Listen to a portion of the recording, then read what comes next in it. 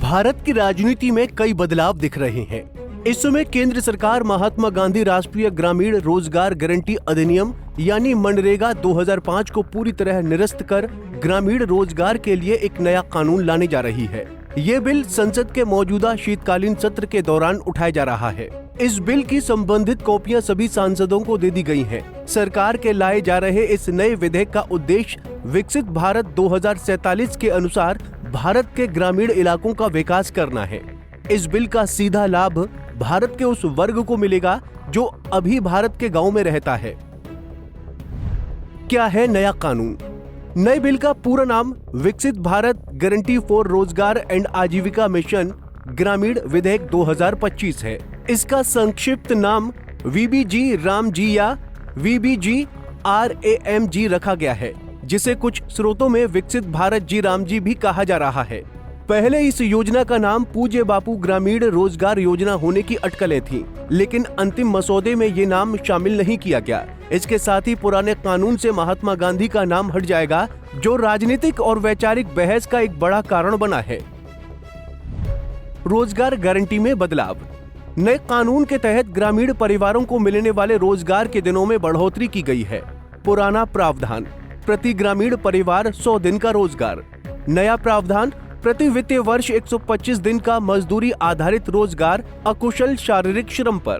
सरकार का तर्क है कि इससे ग्रामीण आय में वृद्धि होगी और ग्रामीण शहरी पलायन पर रोक लगेगी। हालांकि बिल में ये भी प्रावधान है कि खेतीबाड़ी के पीक सीजन में अधिकतम 60 दिन तक कार्य नहीं कराए जाएंगे, सिवाय प्राकृतिक आपदा या असाधारण परिस्थितियों के।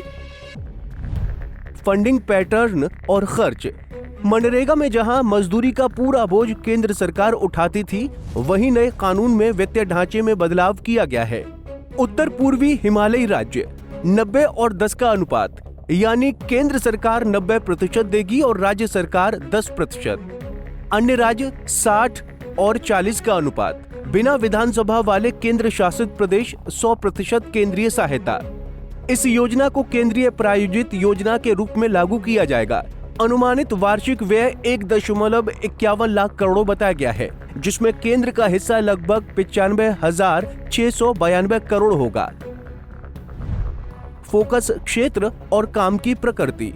नया कानून विकसित भारत 2047 विजन से जुड़ा है। इसके तहत प्राथमिकता के क्षेत्र होंगे जल सुरक्षा, ग्रामीण इंफ्रास्ट्रक्चर, आजीविका संवर्धन, जलवायु अनुकूलन से जुड़े कार्य।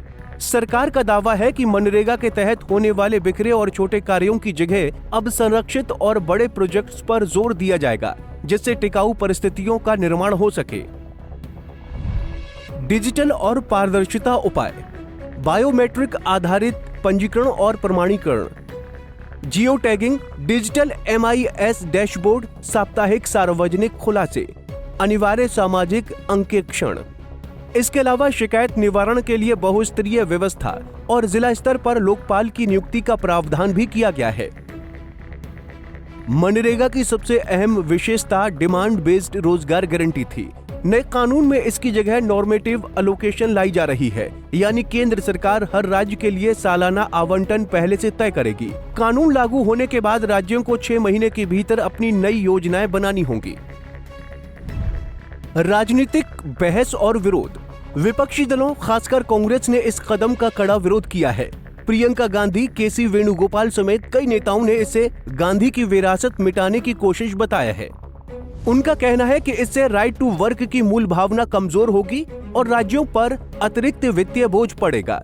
सामाजिक कार्यकर्ताओं जैसे निखिल डे ने इसे रोजगार के अधिकार का अंत करार दिया है। 15 दिसंबर 2025 को इस बिल की प्रतियां लोकसभा सांसदों को वितरित की जा चुकी हैं।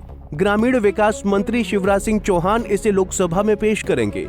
ये सप्लीमेंट्री लिस्ट ऑफ बिजनेस में शामिल है और सत्र के दौरान इस पर चर्चा और संभावित पारित होने की संभावना है। यदि बिल पास होता है तो 2005 का मनरेगा कानून समाप्त हो जाएगा और उसकी जगह BVG रामजी लागू होगा। बहरहाल सरकार इसे ग्रामीण रोजगार को मजबूत और आधुनिक बनाने का कदम बता रही है, जबकि विपक्ष और सामाजिक संगठन इसे अधिकार आधारित ढांचे से पीछे हटने के रूप में देख रहे हैं। ऐसे में इस बिल के बाद आने वाले दिनों में देश की राजनीति और जमीनी स्तर पर रोजगार सृजन में कितना असर दिखता है, ये देखने वाली बात होगी। फिलहाल के लिए इस खबर में इतना ही। देश और दुनिया की बड़ी खबरों के लिए देखते रहिए पंजाब केसरी टीवी।